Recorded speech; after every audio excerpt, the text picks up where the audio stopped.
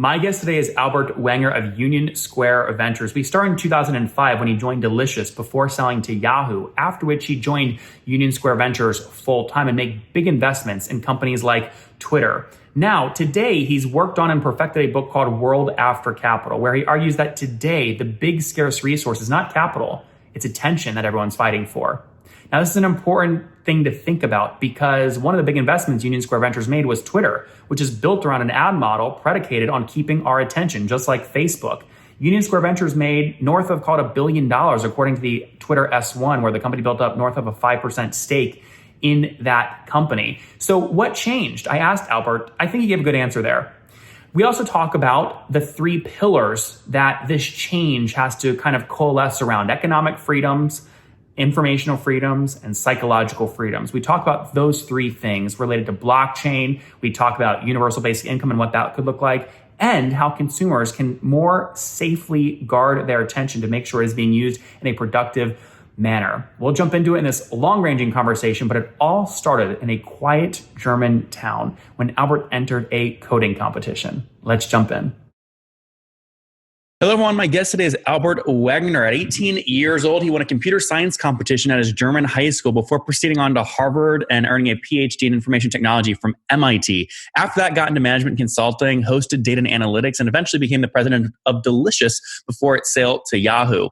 After that sale, he joined Union Square Ventures, Fred and his early co-founder there, eventually becoming in 2008, I believe, managing director, where he invests in software companies around three core thesis. More importantly, though, after that, he's solidified a lot of his thinking about the world in a book that he's written called World After Capital, which we'll spend most of today talking about. Albert, you ready to jump in? Ready. All right. What was that science competition? Do you remember what you wrote? Well, it was a computer science thing, and they you had to solve a lot of problems in round one, and then more difficult problems in round two, and then there was a final round which was an oral exam, and I don't remember any of the details. Interesting. I just remember writing a lot of code for it, and it was a lot of fun. Did your parents do anything to kind of turn you on to coding back in the day? I mean, they had to have done something to provoke that.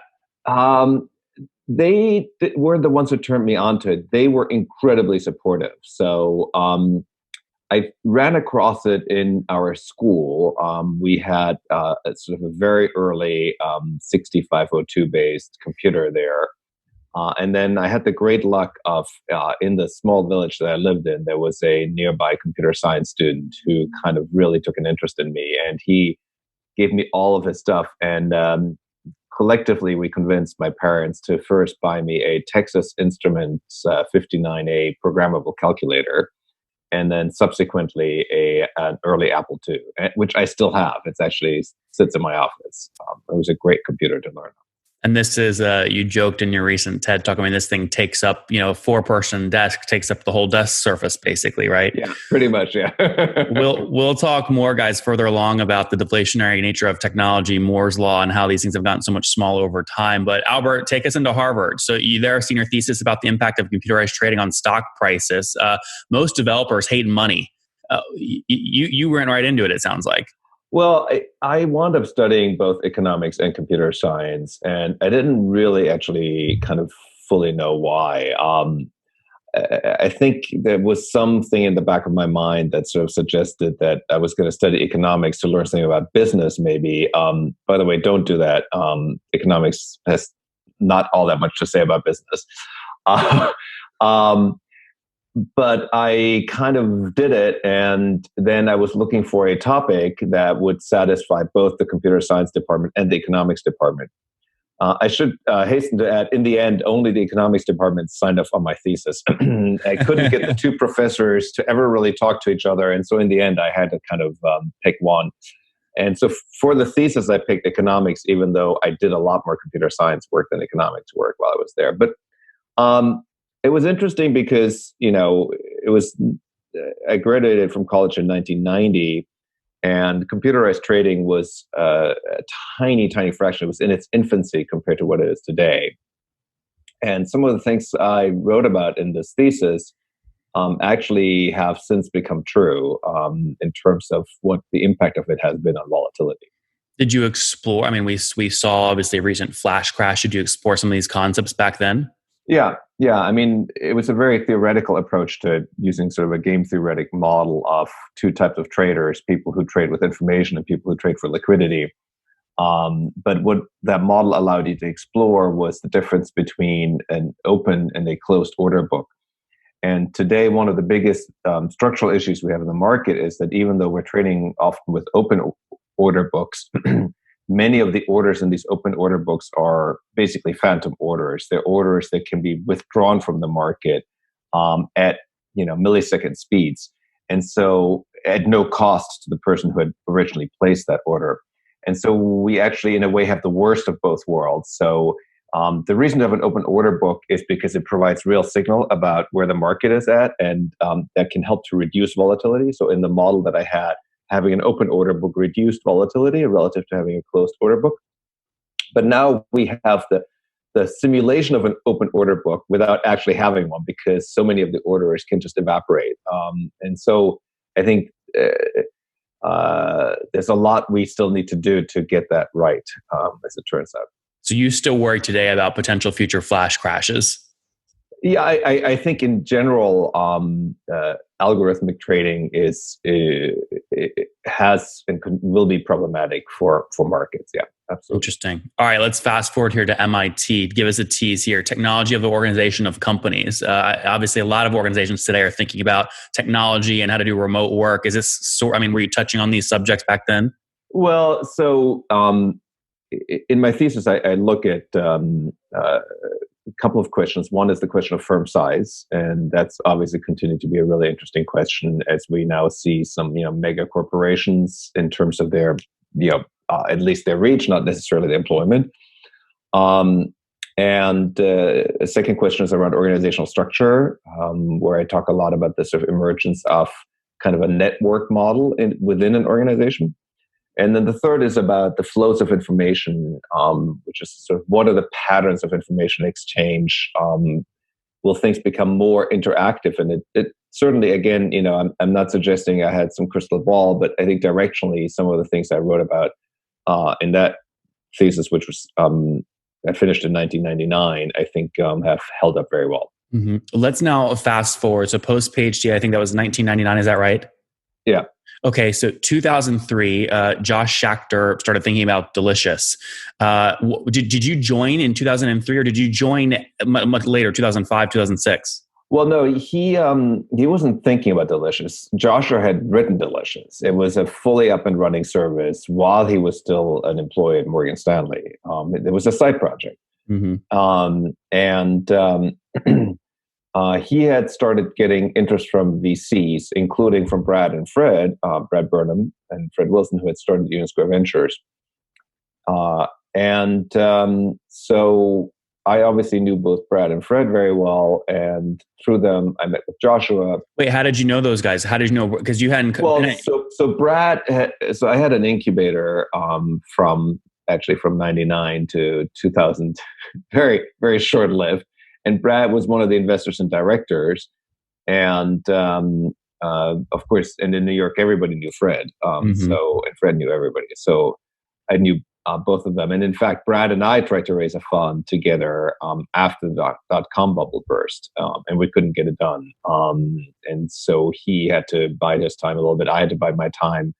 And then he teamed up with Fred in 2003 to raise USV, the first fund, which got going in 2004. Okay. And so I was right there at the company formation for Delicious, and then Delicious was acquired 9 months after formation by Yahoo. Interesting. And I believe the company raised about $1 million on 3 pre in early 2005. I honestly have actually completely forgotten the fundraising history, but that sounds about right. Yeah. Yeah. I just pulled that from the research. I guess the reason I'm asking here, I'm curious why Union Square Ventures back in the day, a lot of people compared and they say a lot of Delicious features have influenced Reddit. Reddit was founded in 2005. Did you guys at Union Square Ventures, do you have any insight to how Bradenfeld and why they decided to take a bet on Delicious instead of Reddit? I don't, but I think I may have the timeline wrong, but I think Delicious definitely, I think, precedes Reddit. So, Yep. Okay, so fast forward, you're president of Delicious from 2005 to 2006. You sell to Yahoo to, I believe your negotiations were with a guy that we're all very familiar with now, correct? Well, there were a number of people involved in the negotiations on the other side, so I'm not sure who. Okay, it wasn't just Jeff Weiner. So Jeff was involved in the negotiations, but only so Delicious rolled up into Jeff, but the negotiations were led by other people. Mm-hmm. Any advice there? Things you learned that founders today, when they go enter M&A talks, that's like a takeaway. I mean, I know when you hear Josh talk about the acquisition, he said the fact that Jeff flew out, sat at a table, gave him your first real offer. He says it was definitely less than quote 30 million, but it was still the first real offer above like a 500 grand kind of thing. That's why he did the deal. Any big takeaways there for M&A? Oh boy, we could have a whole podcast on that alone. I think you really want to think about what it is you're trying to accomplish. I think that's a good starting point, right? Mm-hmm. And I think I would also say a lot has changed since then. So one of the things that has really changed dramatically since that time is that founder secondaries have become completely customary. And so I think that there are many alternative paths in which Delicious would have raised another round, and where secondary would have been a really interesting alternative to doing an M&A transaction so early in the life of a company. Yeah, I mean, I just think forward to today, if there was a VC, any reputable VC that put $1 million into a company, you definitely don't want to see them sell 9 months later. You want to see them building something large and big against the thesis that they raised the money on. Yes, I think that's spot on. Yep. Okay, so take us past Delicious. You sell the company, then what? Well, so I made myself sufficiently unpopular during the negotiations that I didn't have to go along. That wasn't a grand plan, but it worked out very well. That's a tactic. Avoid the earnout. Just be be tough during the negotiation. So I started hanging out in the USB offices, and I started making some angel investments. One of those was Etsy, and one of those was Tumblr. And then I helped lead, as a venture partner at USB, I helped lead the Series A and Etsy, mm-hmm. And joined the Etsy board. And then I became a GP in the second fund, which was the 2008 fund. And can you help people understand from an economic perspective? People go to VC firms, they see analyst, they see partner, they see, managing partner, they see, partner, general partner. What is it actually? What does this actually all mean, right? Do you start getting economics improve at that level, or how's that work? Well, each firm is different, right? I mean, the economics are divided, differently in every partnership. But as a first approximation, if you're a venture partner in a firm, you tend to have economics primarily in the deals or exclusively in the deals that you lead. Whereas when you're a general partner, you have economics in the entire portfolio. I think that's a good first approximation. Okay. And now while you're going through this process, I believe between 2006 and 2013, you're also co-founding with your wife a company called Daily Lit. I mean, that really was my wife's project. I mean, I wrote some of the code for it. That was pretty much it. It was an early serialization of content via email, actually, at the time. And that company is still around. So. Mm-hmm. It's nice that you're writing. There's someone that's now a GP at a VC firm, but you're still actively writing code, even if your co-founder is your wife. I'm gonna publish a blog post tomorrow that has some fresh code that I've written. Yeah, well, and I want to talk more. I want to talk more about the work that you and your wife are doing with HudsonUp.org and UBI here in a second. And this starts getting into the book. So, when did you start thinking about World After Capital and the concept behind the book? I started thinking about it around the same time that I started joining Union Square Ventures. It goes that far back. I'd come to this sort of realization that there was a very large scale change that was happening, and that I wanted to dig into it harder and understand it better. And so I started giving a series of talks, and they were also grappling with the same question, which is really the question, like, what is digital technology? What is its nature? And how is it changing the things that we can do as humanity, and how should we think about what we can do as humanity? Um, and um, and then I kind of remember walking down Market Street in San Francisco, and it kind of clicked. I mean, I've been sort of talking about it, but I had this real moment where it clicked, and the thing that clicked was that one way to think about the large scale history of humanity is as a history of binding constraints, and that what technology does is it shifts what the binding constraint is. So this can be very easily summarized for, a long time we were foragers, and the constraint was food. You try by the found enough food, or it's starved, or had to migrate. And then 10,000 years ago, roughly, we invented agriculture, and the constraint shifted from food directly to land, to arable land. You either had enough arable land so you could grow a lot of food, or you didn't. And that was the whole new constraint. And with that switch, we made a huge amount of changes in how humanity lives. And then a couple hundred years ago, we had the Enlightenment, and we started to do real science, and we invented steam and electricity and mining and chemistry and all that stuff. And the constraint shifted again. It shifted from arable land to capital. How much physical capital can you put together? Like how many buildings and factories and machines and cars and roads and so forth can you construct? And again, we wound up making tons of changes to how humanity lives. And sort of the insight that I had when I was walking down Market Street was like, digital technology is exactly like those two prior changes. It shifts the binding constraint. And the binding constraint is no longer physical capital, but it is attention. Like, what are humans paying attention to? And once I had that key insight, then everything else kind of fell in place around it. And that's really what the book is built around. So we're going to dive into attention here in a second. But first, there's a great book by Carlotta Pardez called The Technical Revolutions of Financial. Basically, she goes into financial capital and production capital and argues that with any new golden age, it's got to be supported by financial capital, where a lot of people lose their shirts. But the financial capital eventually, there's a big decoupling, and then production capital sort of takes over. Help us understand how you think about production capital and financial capital in these cycles. Yeah. So Carlotta's book is absolutely a must-read book. And basically what she did is she went through history and she looked at multiple cycles of technology, and she found that you get these sort of big financial bubbles that then wind up in a lot of deployed physical capital infrastructure on which then new things get deployed, basically. So, the dot-com bubble put a huge amount of fiber into the ground. It led to a huge amount of investment in building out data centers and foundational software, investing in databases and load balancing and all that stuff. And that made it possible then for a company like Delicious to build an application without spending a lot of money. When I did my first startup, while I was getting my PhD at MIT, I also did a startup. By the way, it's a bad idea to do both your PhD and a startup. But I did a startup at the end of 96, beginning of 97. And at that time, you were basically out $100,000 just to get onto the internet.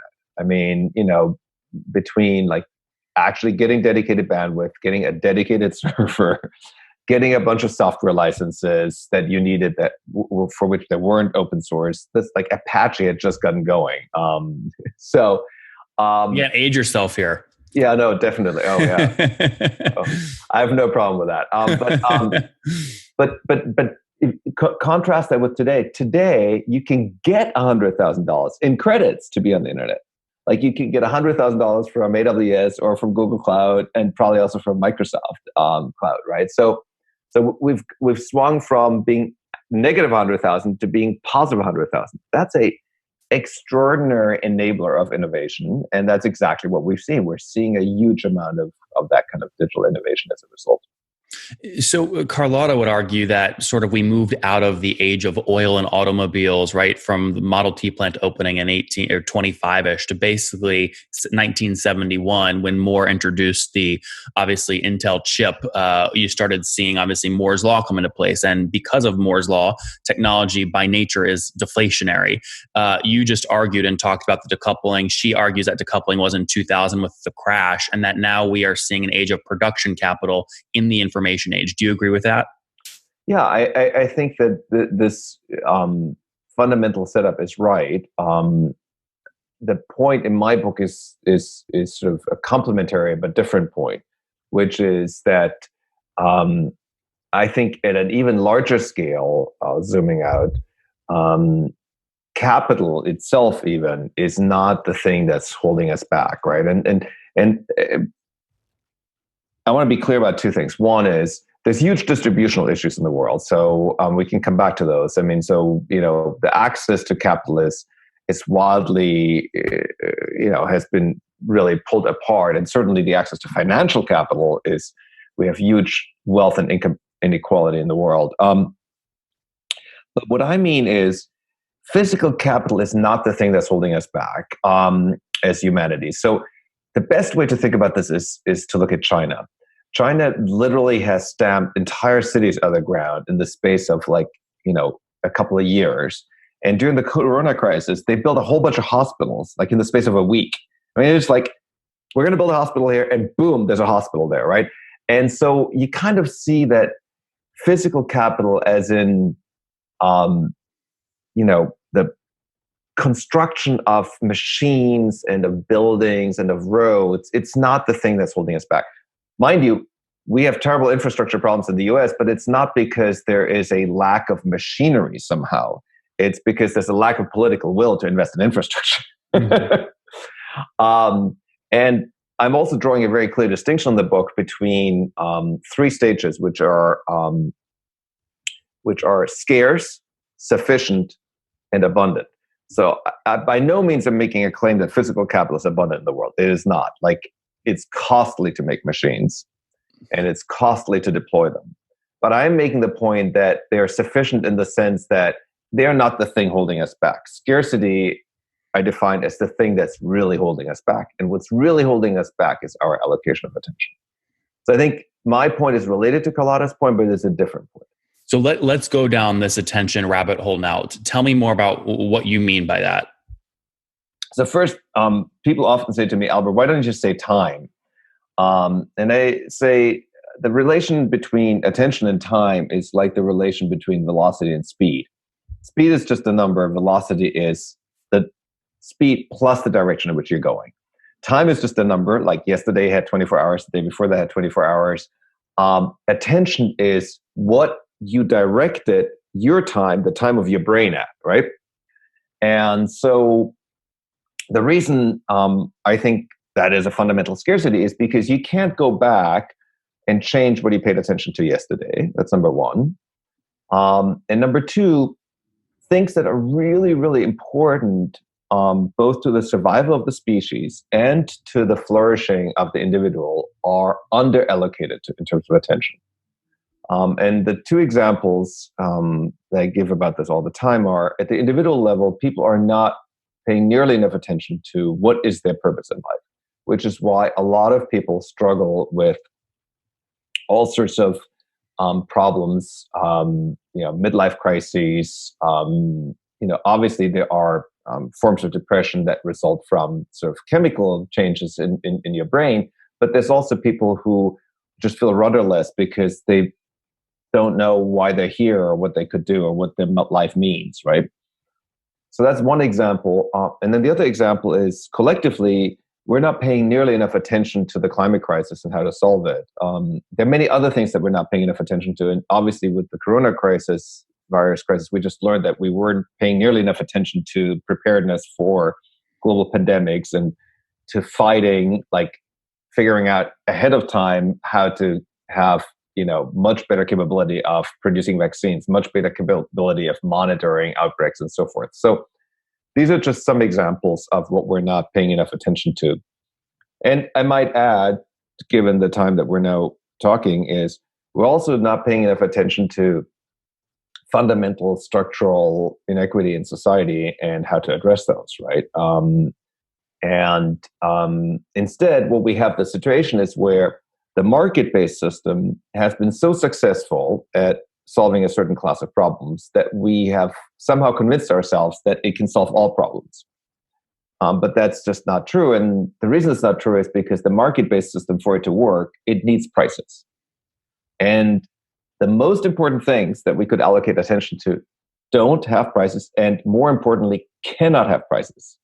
There is no system that you could construct by which these things would have prices attached to them.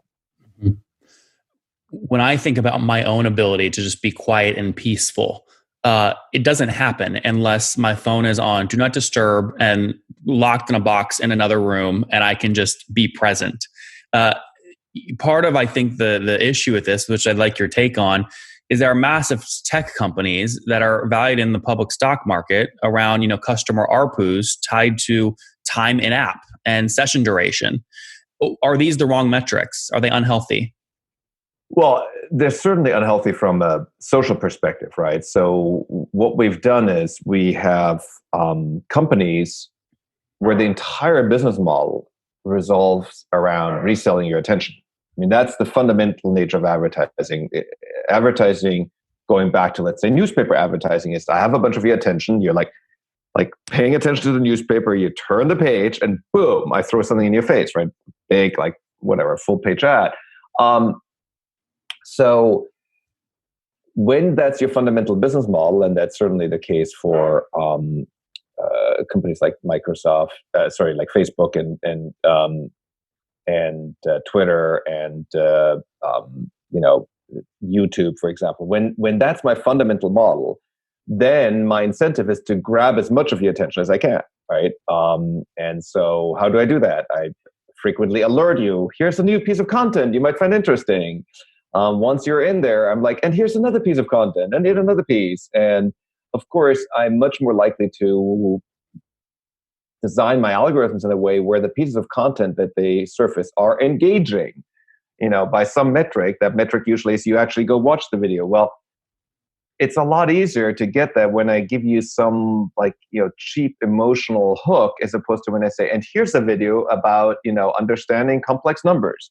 When most people are like, well, that's effort. I don't want to do that. Give me some other cat video, or give me some other, unhinged rant, that's what your brain just sort of gives that quick dopamine hit to your brain, right?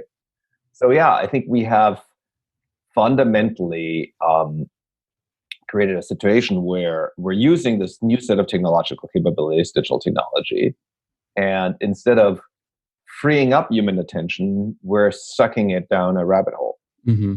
Now, Albert, I could imagine someone that knows USV's history hearing this, and maybe they heard you up front in February say there are too many PhDs focused on advertising and clicks. But on the same hand, they'll go, wait a second. They were the first money in Twitter. They built a 5% stake, which basically turned into hundreds of millions, if not north of $1 billion. How can he condemn something that made the firm very, very wealthy? A couple things. One is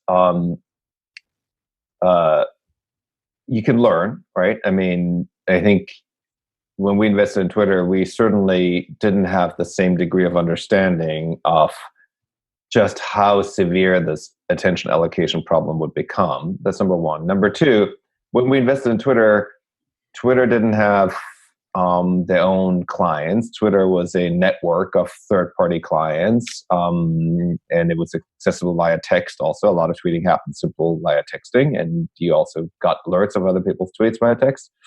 And so much of the kind of trajectory of Twitter evolved over time. And I think today, if you look at the investments we've made in the last few years, the vast bulk of those revolves around subscription businesses, where we think the incentives between the company and the end user are actually aligned, right? So if you are a subscriber to Skillshare, for example, Skillshare doesn't want to present third-party ads to you, and Skillshare wants to make sure that they produce awesome content so that you're happy as a subscriber.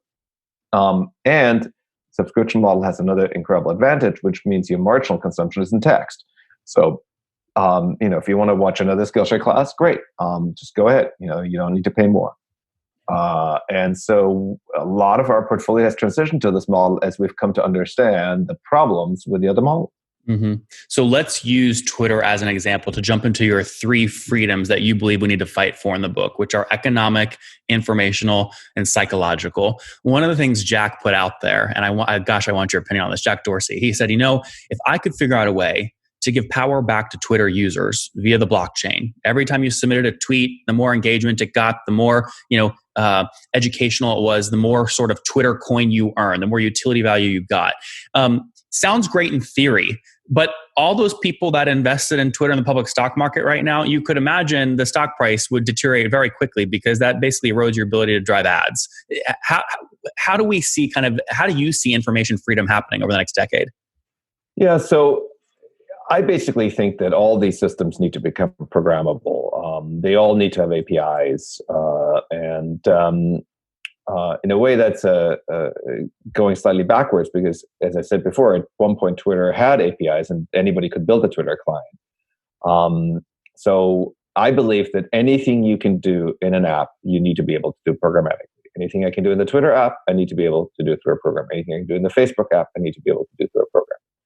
Now, obviously, that would allow me to create clients that strip out all the advertising. And so I think companies will need to charge for the APIs. And that also needs to be regulated so that they can't make the API access prohibitively expensive.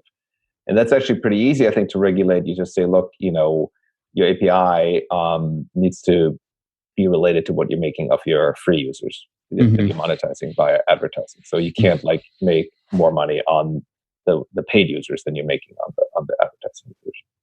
So I think these are all things that can be handled through regulation. And there's sort of 2 regulatory paths forward. One is to mandate these APIs. In fact, there's a draft bill in the US. It hasn't made much progress, but Senator Warner has put forth a bill that captures many of these ideas.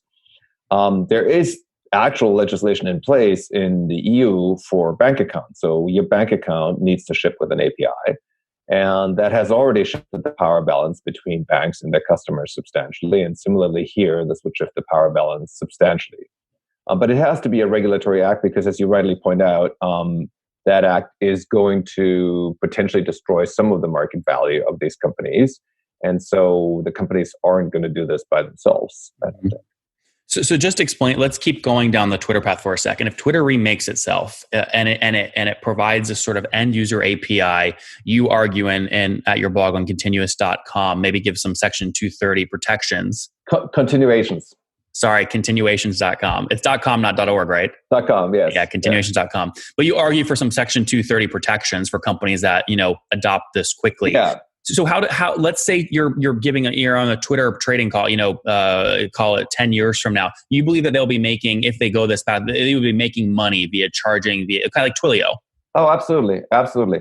And I think there's an interesting sort of, historical analog here, which is the phone system, right? So at one point, just building a telephone system when it was the circuit switched era was, very difficult. It required a lot of technological resources, had huge network effects, right? We all want to be on the same phone system. But eventually we went from circuit switched to packet switched. And we, today are in a way very happy that the phone company isn't the one providing all of our innovations on top of that network. Instead, it's this place where we can have all these other innovations come to us. And I just think similarly, Twitter and Facebook turn out to be enormous platforms for innovation. A lot of people have their identity established there in one form or another. A lot of the graphs are very powerful. There's a huge amount of knowledge that already resides there about a variety of topics. So I think these could be very powerful engines on top of which to build. But I think, and they're not going to go away, just like existing telco companies still have massive businesses, right? So So I think there are historic models. I mean, all historic analogies have some flaws, but they can at least inform how we think about these things. Before we move away from informational freedoms, there's some other things you talk about, like rolling back intellectual property rights. And you talk specifically about the patent system right now, its pros, its cons, and also the X prize system and how you can incentivize people with a big prize. My question to you is, if you move to a pure prize model, doesn't the person giving out, let's just say it's a lump sum of cash for whoever gets to the moon gets $10 million for, don't they actually then set the agenda? And couldn't they just direct our attention to other non-productive things? Well, so just to maybe bring everybody along who's listening, the big justification provided for the copyright system and the patent system generally is that it needs to be there so to foster content creation and innovation. I make the point that we have many other models for incentivizing that. And the area that I always like to point people to is math, because you can't patent math.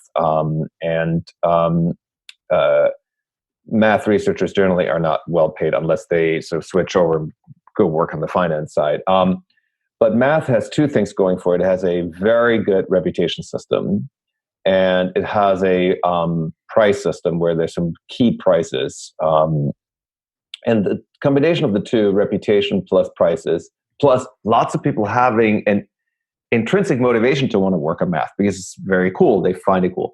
That combination of those three factors, intrinsic motivation plus reputation plus price, is proven extraordinarily powerful. And the amount of progress that's been made in math is mind-blowing. And I think we can use that same system in many other areas. I don't think we need to rely on just private prices. I think some of the most famous prizes in history were public prices. Can you give me an example of that? Well, there's a wonderful book by Dana Sobel called Longitude, and it's about the Longitude Prize, which the British Crown granted for keeping proper time at sea so that you could determine not just latitude, which you can easily get from the sun, but longitude, which was a lot harder to get. Interesting. So if you had $10 million and you were giving a prize right now and you wanted to word the thesis of the prize so that it directly helped us solve climate change issues, what is maybe something, analogous to like the longitudinal prize back in the day? Yeah, to me, that's a fairly easy one. I think I would give a prize for the most efficient, and this would be precisely defined, biochar production. So from net new biomass. Interesting. Very interesting. Okay. Anything else you want to touch on information freedoms before we move to economics? No, that's great. Okay. The economic one is what I'm most excited about. Then we'll wrap up with psychological, because I think psychological is the toughest. But economic freedom, to me, this is what's fascinating. Politicians, every state of the union, you almost always start off with job growth and GDP growth. And there's inflation targets. But when you have Moore's Law, and you know that tech is deflationary, you're essentially fighting the deflationary nature of tech with quantitative easing to hit a 2% inflation target. Is GDP the right thing for us to be measuring? It was always a bad measure, but for a long time, it was sort of the best measure that we had. It was a bad measure historically because it doesn't measure negative externalities. So if I, basically, if I sell cigarettes and cause cancer, the cigarettes count positive in the GDP, and then your cancer treatment also counts positive in the GDP. So the negative externalities were always a problem. Now we have massive positive externalities, and those are also not counted. So when I make a lot of knowledge available for free, and people stop selling Encyclopedia Britannica or stop selling certain types of books, but everybody can now read it for free, I'm kind of shrinking GDP because it measures the production side and not the consumption side. What economists call consumer surplus, meaning the benefit I get from now being able to go on Wikipedia isn't captured anywhere there. So I very much think that we need to move away from sort of praying at the altar of GDP. It's just become a kind of a measure that is completely outdated now that so much of what we can do with digital technology is explicitly about making things either free or free at the margin, and creating massive amounts of consumer surplus. It's not that easy to come up with good measures, to be clear, as to what to substitute. But I do think that measuring things like people's basic life satisfaction, continuing to measure population health, and by the way, on some of these, we're taking major steps back. So, like life expectancy for certain parts of the population in the U.S. has been going backwards. So I think some of those measures need to really move to the foreground. And then we also really need to move to the foreground direct measures of the greenhouse gases. It's the single biggest thing we need to not only measure, but also work on, because all the stuff you and I have just talked about is not going to mean a thing if we don't get on top of the climate crisis. Yep. How do you, one of the nice things about GDP is everyone knows how there's 4 components that make it up. You add them together, it spits out a number. You can plot it over time. It's simple, easy to communicate and understand. How do you make these metrics like life satisfaction and population health? How do you make that simple for masses to understand? Well, I mean, one of these is life expectancy, right? I mean, I think you could just sort of do life expectancy at birth and then life expectancy at age, whatever, 40 or 50, So I think life expectancy is a really good start. And you can do parts per million of carbon. That's be a pretty good start too. Okay, there we go. Those are some good ones. Let's get into the universal basic income or basic guaranteed. There's a lot of names that people give to, checks to Americans. The first question I've got is a political one, but hopefully it's not a nasty question. I don't think it is, but you have a lot of folks on the left, Democrats like Elizabeth Warren, fighting for minimum wages, which I could never understand because that just further incentivizes companies to replace the human workers because the opportunity cost is higher. Is minimum wage, should Democrats be spending any time trying to fight for a minimum wage, or should they fight for UBI instead? Well, it doesn't matter whether you're a Democrat or a Republican, you should fight for UBI instead of fighting for minimum wage. I just think that we want more automation. It is crucial to humanity's progress to have more automation. The reason you and I can have this conversation on all this amazing technology right now is because we're not out there working in the fields. And the reason we're not working out there in the fields is because we have brought a huge amount of automation to bear on agriculture. If you go back to, let's say, 1780, about 80% of American population was working in agriculture to support 20% that were doing other things. Today, that's sub 5%. I believe through UBI, we can get to a place where today 80% of the American population, is engaged in some form or another in this job loop, either directly or supporting somebody else within the job loop. It sucks up economic activity, meaning priced activity, sucks up 80+% of our attention. And I think if we automate properly, we can get into a knowledge age where that shrinks down to whatever, 20%, and 80+% or so is non-economic activity. So what do I mean by non-economic activity? Well, it's, taking care of your children, taking care of friends, taking care of the environment, making music, pursuing science. I mean, these are all non-economic activities. And I think we need to create space for them. And the minimum wage doesn't do any of those things. Mm-hmm. So if you let and encourage automation, because we always want productivity gains for the reasons you just mentioned, could you see a future where, and again, a critical thing here is we've got to get rid of a government and generally world governments, world banks focused on a 2% inflation target, right? So assume we take care of that, but could you foresee a lifestyle where folks are only working 1 day a week to supplement their UBI and use 6 days, 7 days a week to do other things? Oh, absolutely. And I can also see people continuing to work 7 days a week. I mean, it's just the beauty of UBI is it says nothing about how much money you can or want to earn on top of that. Absolutely nothing. And some people may choose to want to earn a lot and other people may choose to earn nothing on top of it. Coming back to the central banks for a moment, I actually am not anti-central bank. I just think that we need to move to what's called whole reserve banking from fractional reserve banking. And so when the central banks create money, I'm totally fine with the central banks creating money. I'm totally fine with 2% inflation. It's just we can't be creating the money and giving it to banks. We have to create the money and give it to people. It's still going to enter the economy. It's just going to enter at a different spot. And the way I tend to think about this is like, I'm now thankfully very well off. I can easily get a loan, not just for a second home. I could get a loan for a third home. I mean, at a time when many other people can't afford a home at all, right? And so why is that? It's because the place money gets created in the economy is with the commercial banks. The central bank presses a button and the commercial banks have more money, and then they are allocating where that money goes.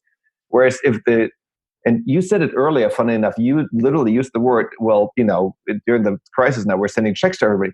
That's literally what we're doing. We're sending checks to everybody because we're not set up to push a similar button and have the Fed create money in all individuals' accounts. And that's all it would take.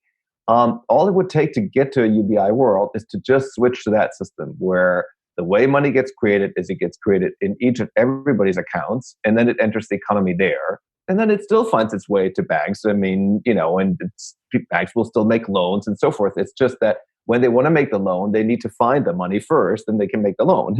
They can't go to the central bank and say, give me the money so I can make the loan. Yep. There's a lot of people that look at the CARE Act passed, obviously, to help sustain the economy through this crisis and said, you know what you really have here is the United Airlines CEO taking basically a grant. It's not like 08 where the banks paid back the money with interest. It's basically free money or very, very, very small interest rates. And you essentially have the government bailing this company out. You have capitalism at the top. And then, we'll throw $300 billion to some UBI checks. So you have but you still have basically socialism at the bottom, right? Where people just, they go out of business. Or sorry, it's backwards. You have socialism at the top, capitalism at the bottom. Yeah. I had that backwards. Yeah. But do you agree with that? No, I think that's exactly right. I mean, and I think, even when you go back to the financial crisis, we gave the banks a whole bunch of money, and then it literally didn't take more than a year for the bankers to pay themselves higher bonuses than the year before. And you go, wait a second, you guys just basically went bankrupt if we hadn't bailed you out, and you're paying yourself these massive bonuses again. Something is wrong here. Yeah. So I assume the other thing you look at is we had banks that were too big to fail, and now we have banks that are even bigger. Yep. Yeah, no, I assume because of all this, you are not a proponent of the U.S. government getting into the ETF world. No, absolutely not. Yeah, absolutely not. Why do you believe they're? I mean, you can look at Japan. Why do you believe that they're doing this? Why do they feel like? Well, I think it's because, and I write about this in the book. It's because we've come to see the world. That's why the book is called World After Capital. It's through this lens of capital. Capital is going to solve all problems, and we've come to think of companies as being the sort of allocators, and funds as being the allocators, and banks as being the allocators of financial capital, which is sort of this intermediate stage to get to physical capital is what we care about. But because we see it through this lens, and because at the same time we also have this lens of, God, everybody has to have a job, like your paid job is your purpose in life, and if people don't have a job, they're going to do bad things, and they're going to be unhappy, and all these things that we've convinced ourselves of. It's because of that we just have this one mental model of how to address the problem, which is just give more money to the banks, give more money to the funds, give more money to the companies. Instead of just saying, wait a second, what if we give that money to the people and let them do what they actually want to do with the money? Yep. And I just think we have this sort of incredibly negative image where we go, oh, that's just bad. I mean, people are going to spend it on drugs, and they're going to laze around, and they're going to, be no good. And there is literally no evidence to support that. All the evidence from all the basic income trials that have ever been run are that people are like, wow, I can take better care of myself. I can invest in education. I can take better care of my family, of my friends. So all the evidence points that people, when given money, actually, in communities, actually know what to do with this money. Mm-hmm. Yes, there'll always be examples where it doesn't work, but the overwhelming evidence is that people are actually going to figure out how to solve their problems when they have the resources to do so. Yep. So when you talk about, everyone goes, well, how do you pay for it? The price tag people will put at about $3 trillion. You argue in your book, net, it's actually closer to 2.3. I assume what you're doing there is replacing some of the welfare programs. Is that accurate? Well, there's a couple things. There's welfare programs, but more importantly, it's taxes, right? So the way the U.S. income tax system works today is just, the whole thing is just, it's all screwed up in many ways. So if you are on welfare programs today, you have zero work incentive because you start working, you lose all your welfare, but you only make a little bit of money. So the taxes that you effectively face, people who are on welfare today often face tax rates that are above 100%. So it has completely nuked all work incentive for them. So that's crazy. Then the next thing that's crazy is that there's a whole bunch of people who are not paying any federal income tax. I mean, Mitt Romney famously, tanked his own campaign when he, called them out and berated them. But it's the tax code. The tax code says if you make below a certain amount of money, you don't owe any federal income taxes.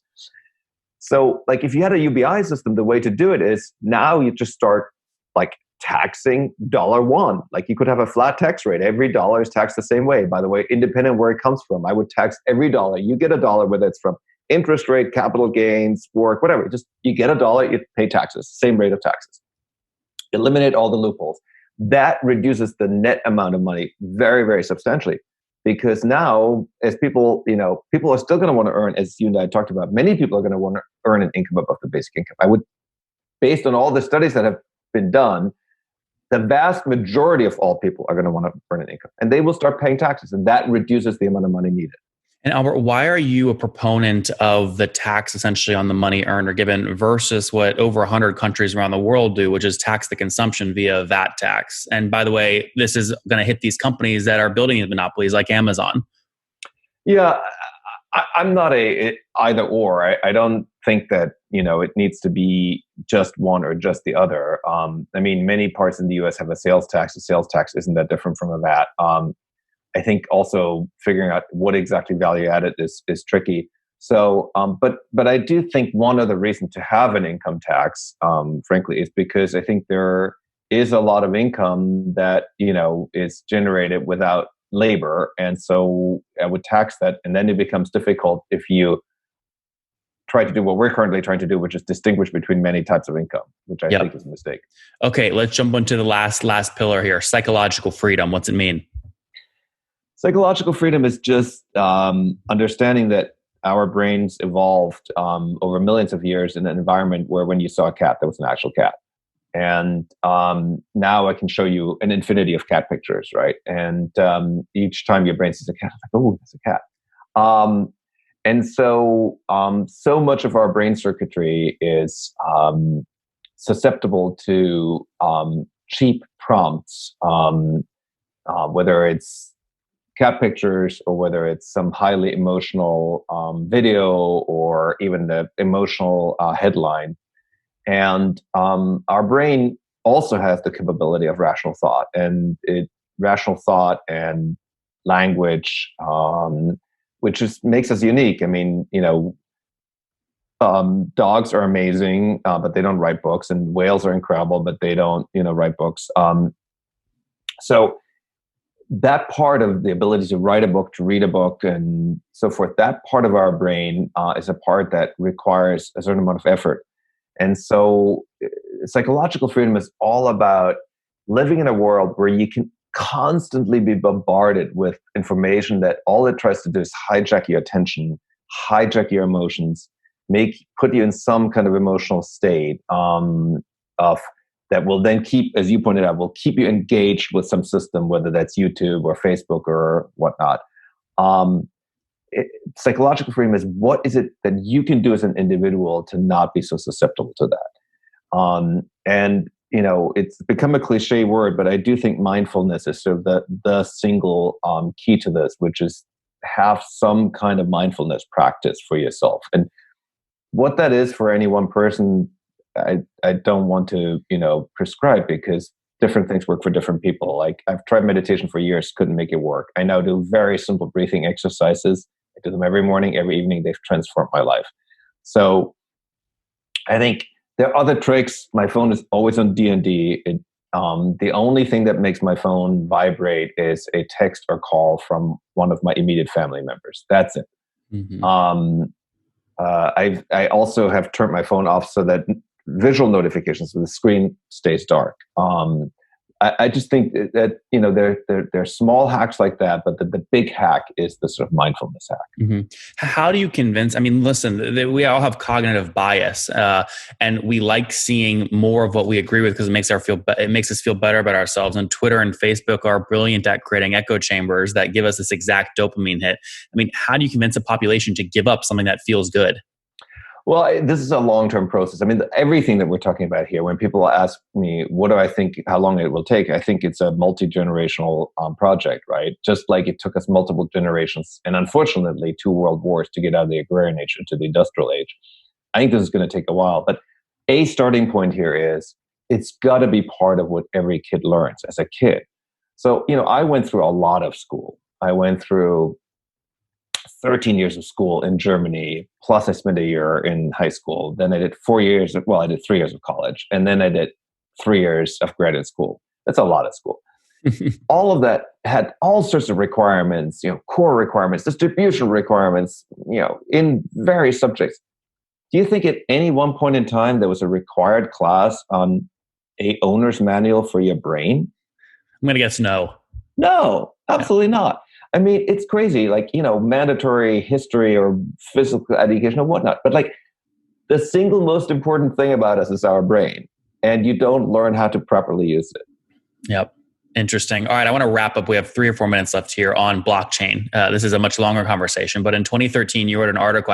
I'd call you one of the early ones, by the way. You talked about colored coins, and many would argue that Ripple ended up winning that war. Obviously, OpenCoin controlled Ripple. OpenCoin raised money from early angel investors to develop their RTXP Ripple protocol. But ultimately, that wealth flowed back, right, to Garlinghouse and other Ripple executives, right? So it's kind of anti-decentralized, which is what we thought it was. My question to you is, in a world where you have decentralized applications, where consumers own and contribute utility to a network system and they get value because of that, how does the initial funding occur that incentivizes engineers to write the thing in the first place? Well, I think that there were obviously a whole bunch of scammy ICOs. But in principle, the idea that you could fund a protocol, we have many incredibly important protocols in the world, like HTTP, for example, is an important protocol. The idea that in principle you could fund the development of a protocol through selling some of its currency that is then integral to the operation of the protocol, I think is a really fascinating idea. And I think it will be here to stay with us. But I also think that the venture model and some hybrid between the two is here to stay. So I think some model where there's some initial capital, so you get to a certain point, and then you might sell tokens once you launch, once the tokens are already trading, and you still have a treasury out of which to sell. So I believe we're very much in the early stages of exploring the whole space of what's possible here. But incentivized protocol innovation and then incentivized protocols, to me, that is here to stay for sure. Folks, Albert Wagner arguing that we first had a scarcity of food and moved to scarcity of land, then capital. Today, the issue is scarcity of attention. He talks about this in his book, World After Capital, and basically organized it amongst 3 pillars: economic freedom, psychological freedom, and information freedom. Now, obviously, partner at US Ventures as he's looking at getting into more of these companies. Albert, any companies you want to point out that you think are tackling some of these things nicely? Do you want to touch on your thesis real quick, the 3.0? The current thesis is that we invest in companies and projects that broaden access to knowledge, capital, and well-being. And I think, that's really the thrust of digital technologies. We can make access to those things broadly available for every human being. All right, Albert Wagner, Union Square Ventures. Albert, thank you. Great. These CEOs rarely give these kinds of interviews. I hit them hard, I get the data, and I want to do it more. So if you want to get more of this stuff, make sure you subscribe up here. And then additionally, go check out one of my other CEO interviews right now.